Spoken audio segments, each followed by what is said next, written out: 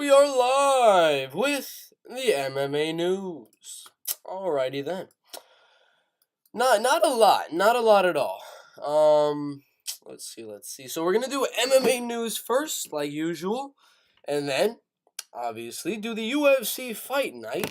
Let's see if we can find it. Thompson versus Holland, full card prediction. And then we'll see if we can post the video. I highly doubt we're going to be able to post the video today. I don't know how, because it is 9:19 right now. Probably going to have to go to bed pretty soon. But we'll get the predictions out. We'll get the MMA news out. And this will be a pretty good live stream. What is up, Jags and Nation? Welcome to the live stream. Louis Spivak was canceled. Yeah, I was pretty mad about that one. Lewis should be fired? Nah, he had stomach problems on that one. Yo, where you at, Bert? Yeah, my parents decided to hijack the computer, so I could not go live. Kind of look like EC3. I don't know what that is. Made some money off your picks. Hope we can make more. Next event, you definitely will be making some more money. But before we get into the UFC fight night, full card predictions, we're going to get into today's MMA news. Let's get into it. First one. Let's find a featherweight so we can find freaking Dan Ige. We got Jonathan Pierce and Darren Elkins. Let's see.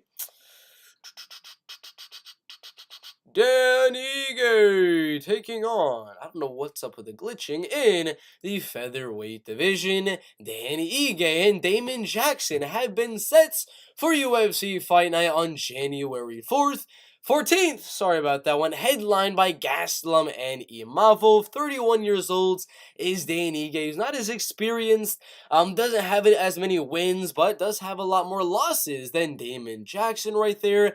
They're both doing pretty well in the featherweight division, but it's just in different timelines. Like Damon Jackson, there was a point in the featherweight division he was doing horrible. Got knocked out by Movli Khaybulaev, knocked out by Ilya Taporia, got knocked out by Kevin Aguilar, got submitted by Yancy Medeiros. I mean, every single fight he's getting finished over and over again, but finally has found a way to revive his career with 2 decision wins, Charles Rosa and Dan Argueta, and 2 finishes, a first round TKO and a second round submission. So it is a close one in my opinion, now scheduled for the first fight card of the year, Imavov versus Gastelum. Tapology slightly leaning Jackson, the older, more experienced guy, over the guy that has fought the better competition in Moser Evloyev, Josh Emmett, Chan Sung Jung, and Calvin Kattar.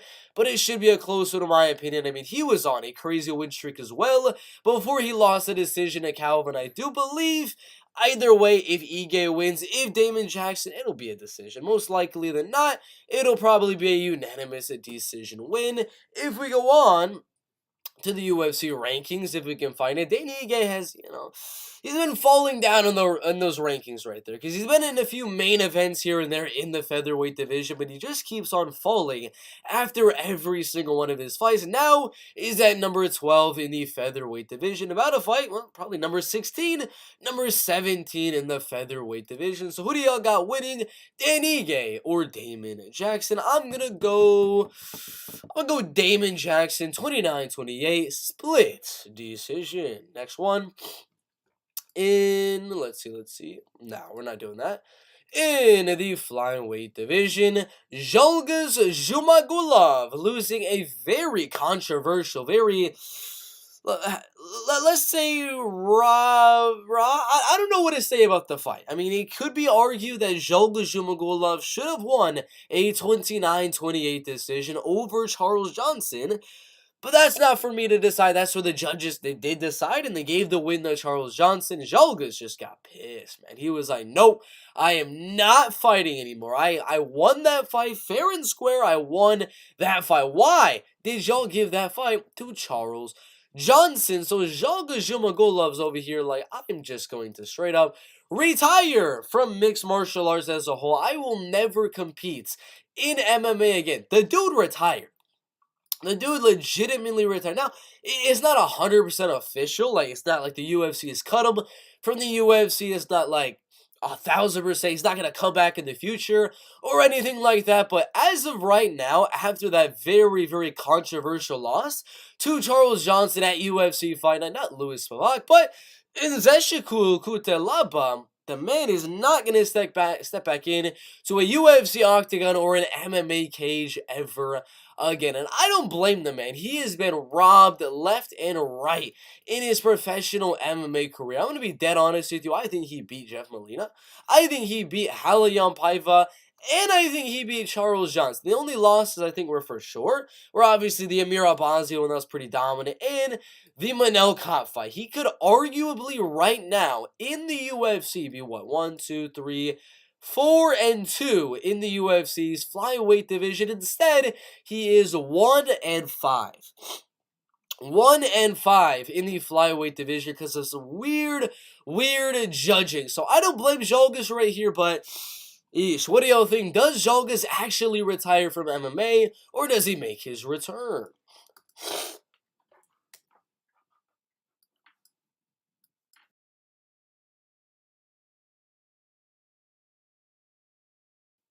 Alright, after that one, we go on to...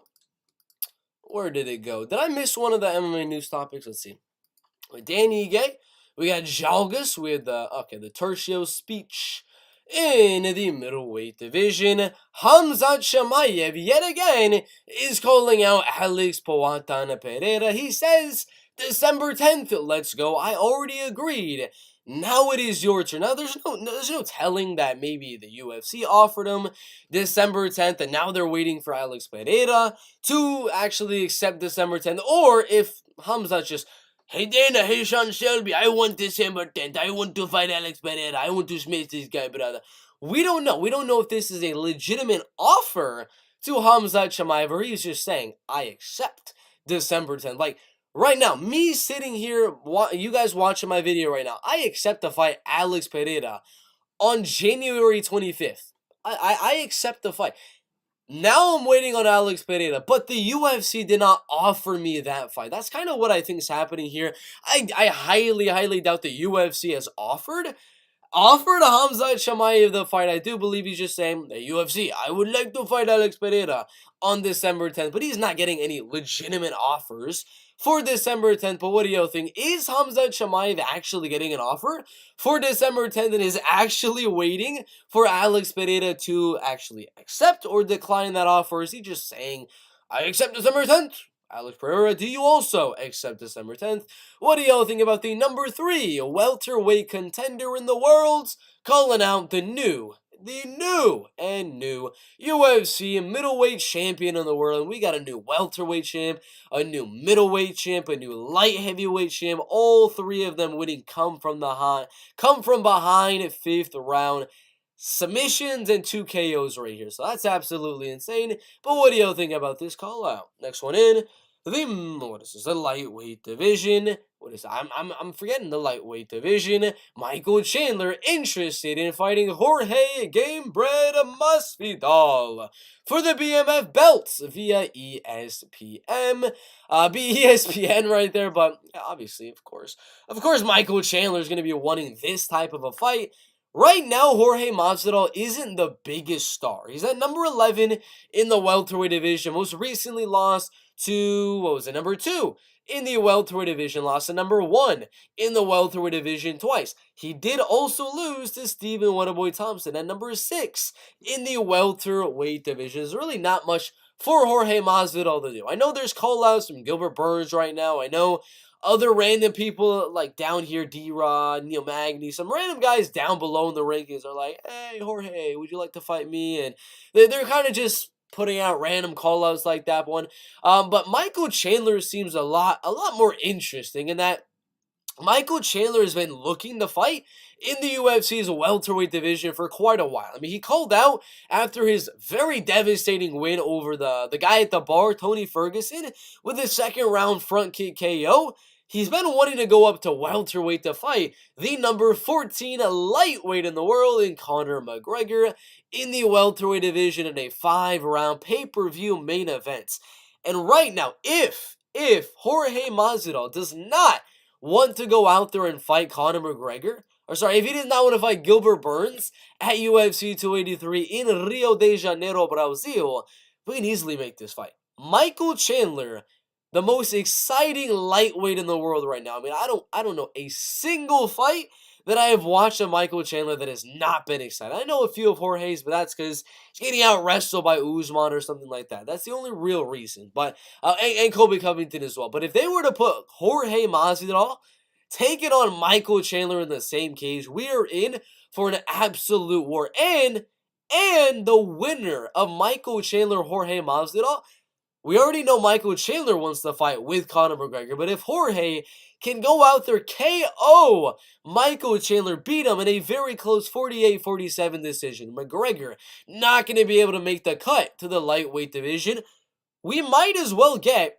a Jorge Gamebred Masvidal Conor McGregor fight in 2023. So have this be like the co-main event of Las Vegas, UFC 285. John Jones, Francis Ngannou in the main events, and Michael Chandler, Jorge Masvidal for the BMF belt. I like the sounds of it. Do you like the sounds of it? That's my question. Chandler likes the sounds of it. Now we gotta wait to see if Masvidal likes the sound of it. Who do y'all think would win and why? Jorge Gamebred Masvidal or Michael Chandler? After that one, we go on to our full card prediction. Let's get into it in the UFC's welterweight division. UFC Fight Night, Thompson versus Holland. Full card prediction. We have a lot of very good fights in this card. I'm talking Thompson, Holland in the main event, Dos Anjos, Barberena in the co-main, Nicolau, Schnell, Pavlovich, Tuivasa isn't even the co-main events.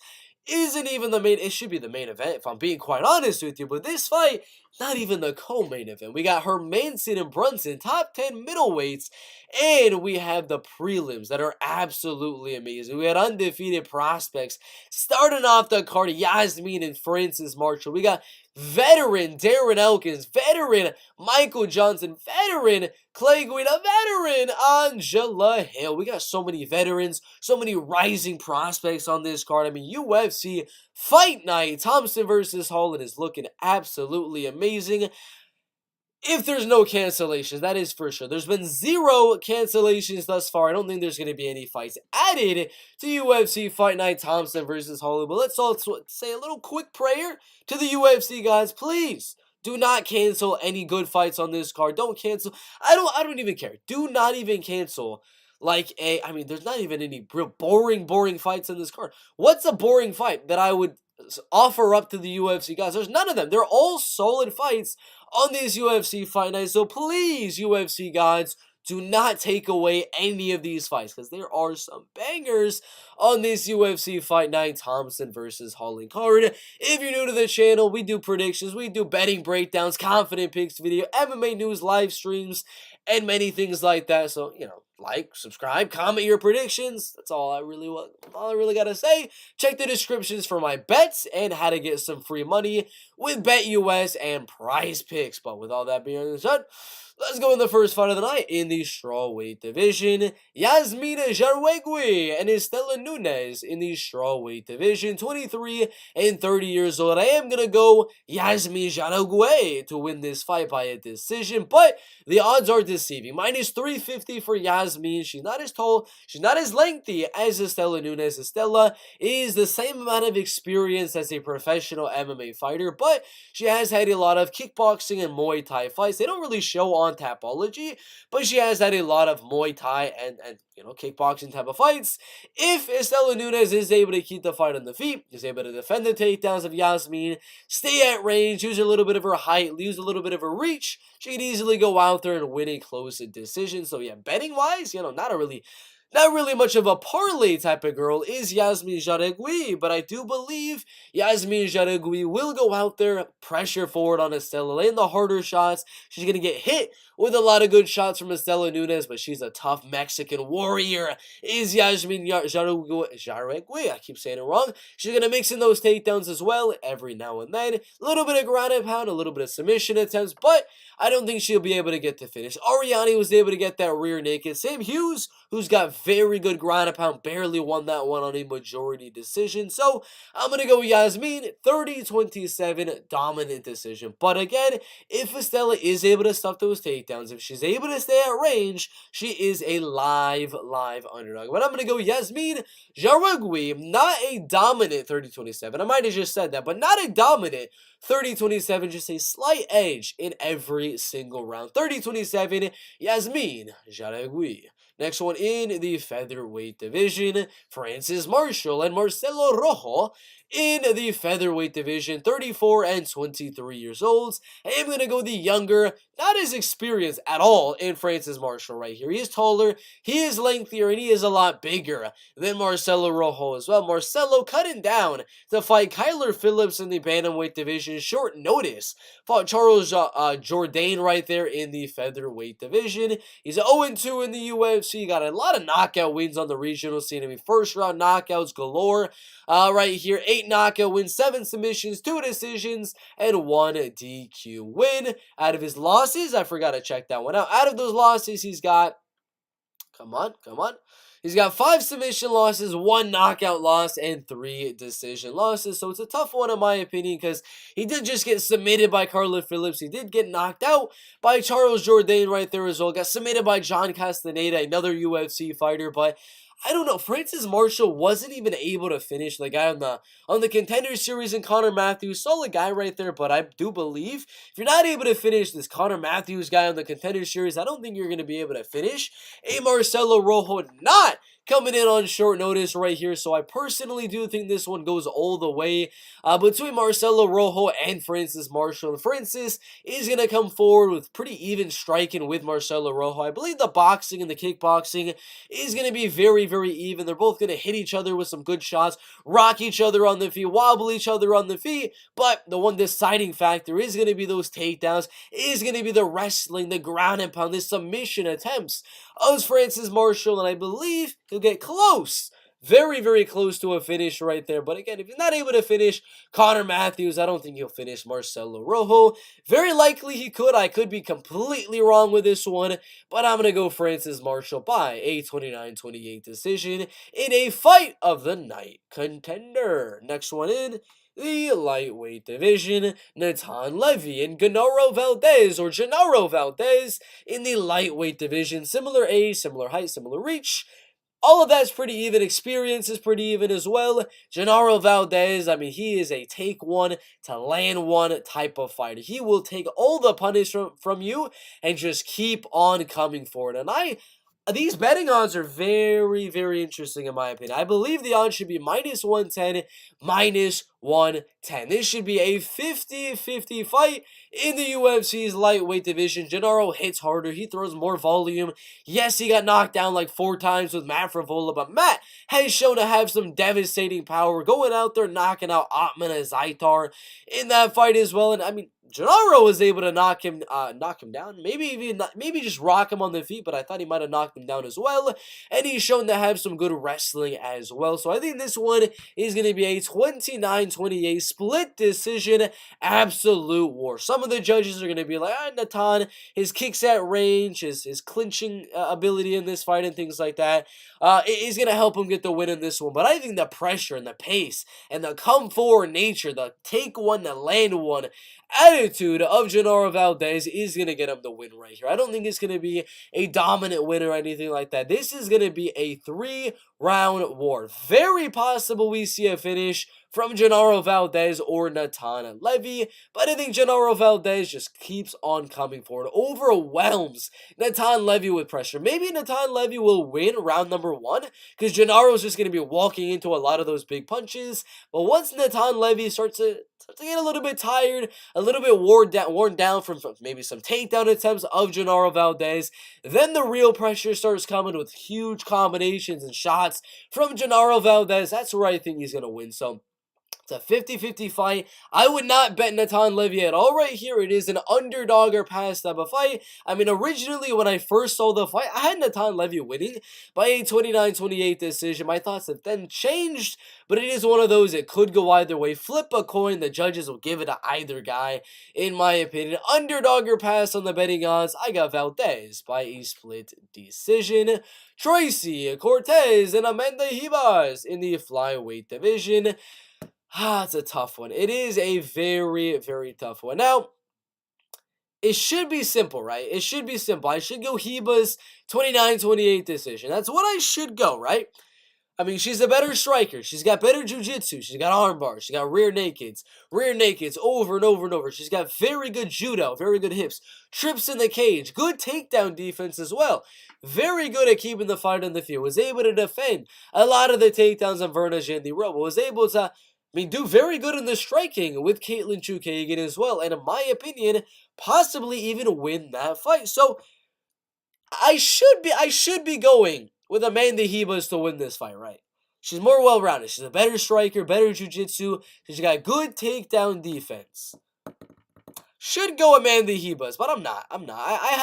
There's something in the back of my mind that's just making me very weary about this fight. I have a weird feeling Tracy Cortez is going to go out there, heavy pressure on Amanda Ribas, lose round number 1, as Amanda's going to be countering her on the feet and things like that. But round 2 and round number 3, Tracy's just going to be relentless, in my opinion. And again, Amanda is more well-rounded, better striking, better jiu-jitsu, and things like that. I'm not confident with this prediction by any means, but I think Tracy Cortez eats a lot of shots in round number 1, finds that range, finds the timing to land the takedowns on Amanda Ribas, and in round number 2, in round number 3, Tracy Cortez is going to land those takedowns, control the fight on the ground, and win those rounds with a little bit of ground and pound. Again, not a confident pick by any means. Another flip of the coin type of a fight. Again, originally, I had Amanda Ribas being more well-rounded, better striker, better jiu-jitsu, good takedown defense, but I'm like, dude,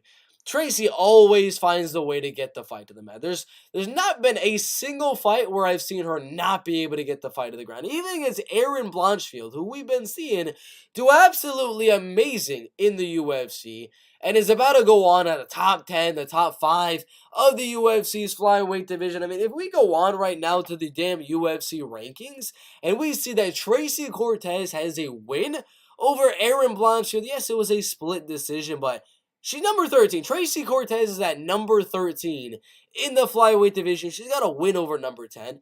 And she's undefeated since her first ever professional MMA fight. Arguably, she should probably be in the top 10 right alongside Erin Blanchfield. And I do believe a fight with a girl that is kind of going towards both divisions, number 9 in the strawweight division, going up to the flyweight division, back and forth. Not going to be as big as Tracy Cortez as well, so it's a close one, in my opinion. Flip a coin, any coin, heads or tails. Heads, Tracy Cortez. Tails being Amanda Ribas. I got heads. Let's flip this coin. I got Tracy Cortez using the wrestling to control and win a 29-28 decision. Jonathan Pierce and Darren Elkins in the featherweight division. I'm going to go Jonathan Pierce to win a TKO. I'm going to go TKO in this one. Darren Elkins was able to survive against Nate Landwehr and not get finished. Beat Eduardo Garagori, beat Derek Minner, but he got knocked out by Cub Swanson in their fight. Just a heck of a lot of pressure and volume in there. He is 38 years old, which gets me a little weary there. There's going to be a lot of blood as well, with all the scar tissue and things like that of Darren Elkins. But GSP, Jonathan Pierce coming off a second round TKO win on Mako Namirakani. That TKO on Kai Kamaka beat Omar Morales, Christian Rodriguez, only losing to Joe Lozon in round number 1. I don't think it's going to be easy early on. Round number 1 is going to be a close one in my opinion, because Darren Elkins does do pretty good early on in those fights. But in round number 2, round number 3, once GSP is able to find that timing and land those takedowns on Darren Elkins, Elkins, really cut him up, really start to land significant damage and cut up the face of Darren Elkins in round number 2. I believe that's where, even if Darren Elkins gets back up to the feet, the judge and the referee, I mean, not the judge, the referee is really going to, I mean, the optics are not going to be good with Darren being all bloody, getting wobbled on a lot of the punches from Jonathan Pierce.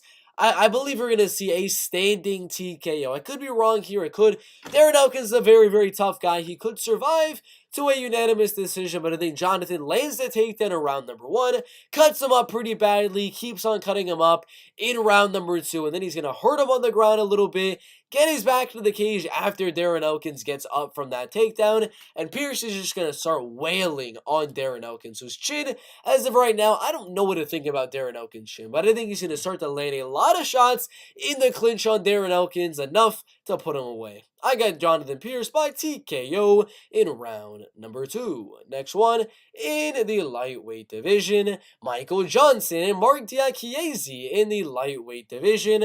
I'm going to go Mark Diakiese. Not a confident pick because Michael, in my opinion, beat Jamie Mullarkey. That was a robbery in my opinion. Was able to knock out Alan Patrick, only losing to Stevie Ray, Thiago Moises, and Clay Guida. But you got to remember, Clay Guida is a wrestler. Thiago Moises is a grappler. Stevie Ray was not really the biggest wrestler, but he was able to take that fight down and control it on the ground.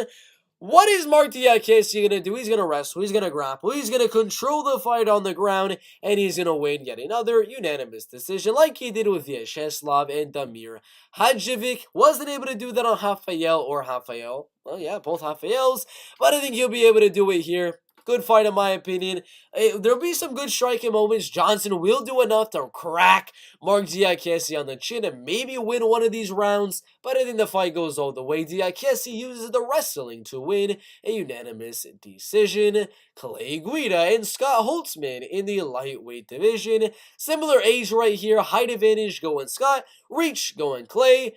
It's literally going to be one of two things. Clay wrestling and controlling and grinding Scott for 3 straight rounds, or Scott with significantly better kicking game, significantly better striking, beating Jim Miller by unanimous decision right there, only losing to Gamrot and Beneil Dariush. Top 5, top 10 lightweights in the world. Going to be a 3-round striking showcase for Scott Holtzman, or a 3-round wrestling showcase for Clay Guida. Personally, I think Scott's going to look pretty good here.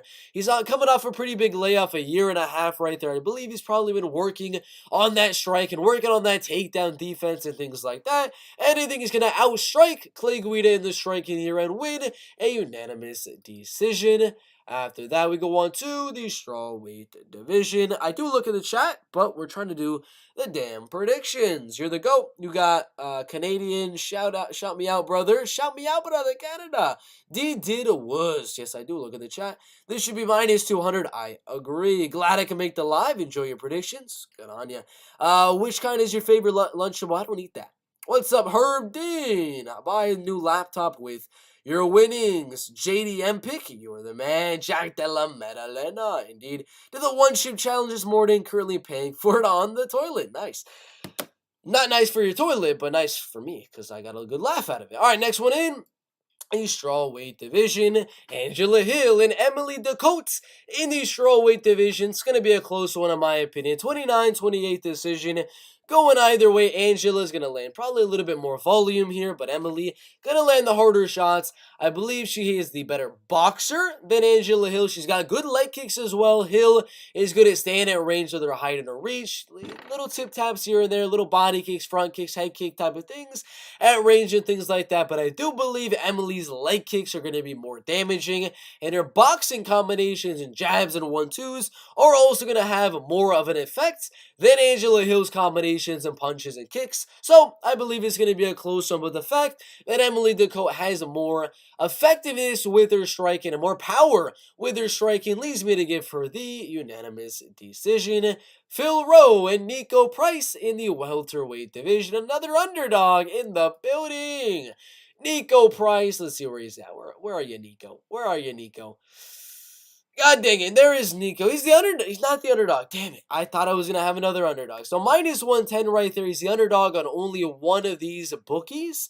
I thought I was going to have another underdog right here. I guess he was originally, but I'm still going to go with I got the underdog in Nico Price coming off a win on Alex Oliveira, beat James Vick, was able to lose to Michel Pereira and Vicente Luque, but I do believe Philip Rowe is going to be a little bit better in terms of the striking at this height, with his reach, staying at range, 1-2 in at range, and things like that. But I think Nico Price is going to go out there with more of a wrestling game plan, ground and pounding on the ground.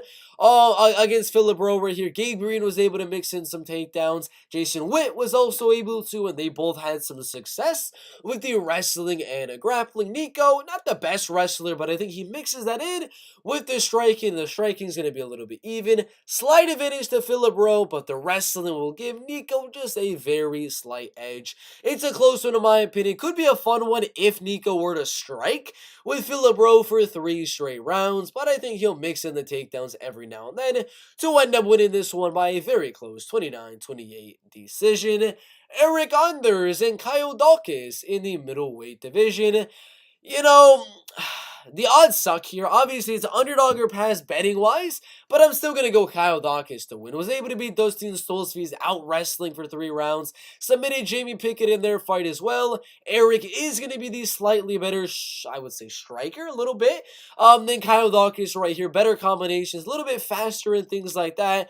But I think Kyle's going to land a little bit more volume on the feet. The power is going to be pretty even between Eric Anders and Kyle Dawkins. And Kyle, I believe, is going to be able to be smart in this fight and mix in 1, 2, maybe even 3 takedowns here. Obviously, if Eric is able to defend those takedowns and just land the harder shots on the feet, then Eric is going to win the fight. But I think Kyle will mix in those takedowns, and those will get him the win on the scorecards. Kyle by decision. Jack Hermanson and Derek Brunson in the middleweight division. I'm going to go Jack by unanimous decision, 29-28.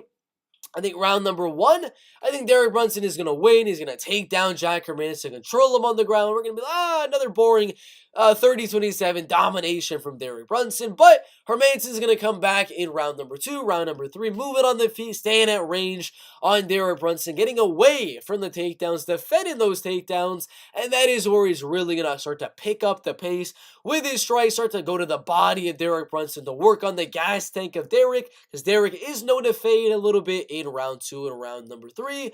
Hermanson will hurt Derek Brunson in round number 3 as well. Win round 2, win round 3, lose round number 1. I got Hermanson winning by 29-28 decision. Tai Bam Bam Tuivasa and Sergey Pavlovich in the heavyweight division. I'm going to go the underdog, Tai Tuivasa, to win.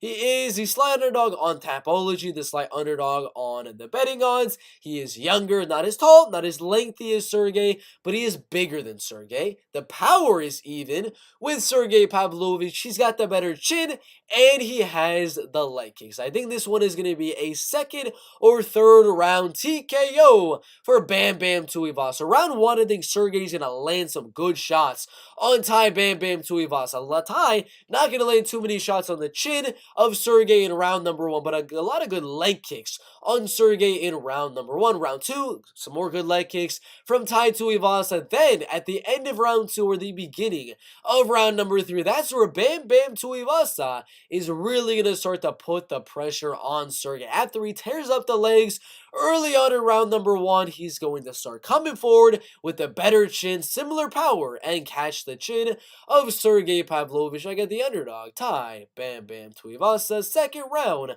or 3rd round TKO. Matt Schnell and Mateusz Nicolau in the flyweight division. Simple one right here. Mateusz is better striker, is the better grappler, he's the better wrestler. He's overall the better fighter, but Matt Schnell is a little bit better when it comes to those deep and dark situations in the UFC, like we saw with Suma Derji and Tyson M. If it's like a really close one, back and forth, they're both tired and things like that, that is where Matt Schnell is really going to shine. But Mateusz Nicolau is going to keep the fight at range, make the striking pretty even, jabbing a 1-2 and leg kicking, just kind of point fighting in the striking, mixing in those takedowns, and just simply controlling Matt Schnell on the ground. Not going for any finish, not going for a submission or a TKO, just little taps on the ground, and I think he'll do that to win a unanimous decision. Rescheduling him for Brazil, UFC 283.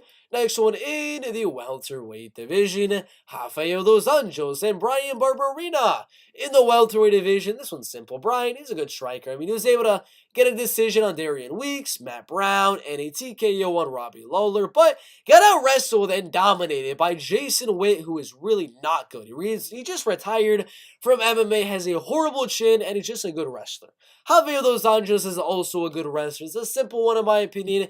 Dos Anjos' striking also is not too bad in my opinion, but I think the wrestling is really going to be there for Rafael Dos Anjos here. I think he dominates Brian on the ground for a nice 30-27 unanimous decision. Stephen Thompson and Kevin Holland in the welterweight division. I'm going to go Kevin Holland to win this one by a decision. Let's go 48-47, Kevin Holland. Round one. We're going to go to Stephen Wonderboy Thompson. He's going to stay at range, land a little bit more volume. That's where Kevin's going to start to find his range to mix in the power shots on the feet. Round two, I think Steven's going to be winning that round for the most part, and then Kevin's going to catch him with something big, start to hurt Stephen Wonderboy Thompson in round number two. Round number three, I think Steven will come back with a good round, outstrike Kevin Holland in round number three.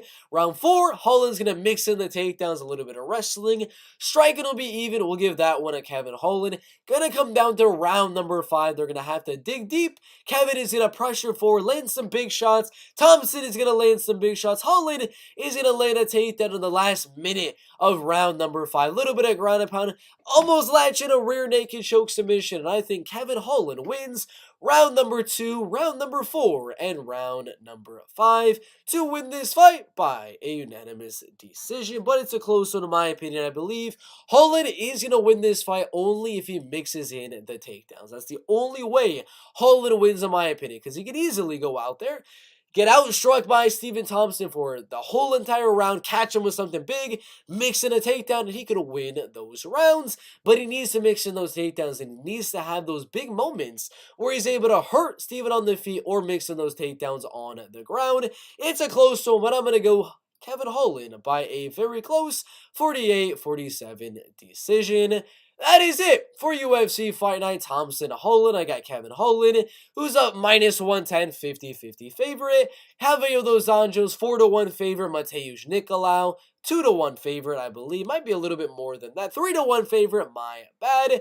Tai Tuivasa, a 2-1 underdog. I have him winning. Jack Hermanson, a 1.5-1 underdog. Kyle Dawkins, 2-1 underdog. Nico Price, an underdog on some of the bookies, I'd say.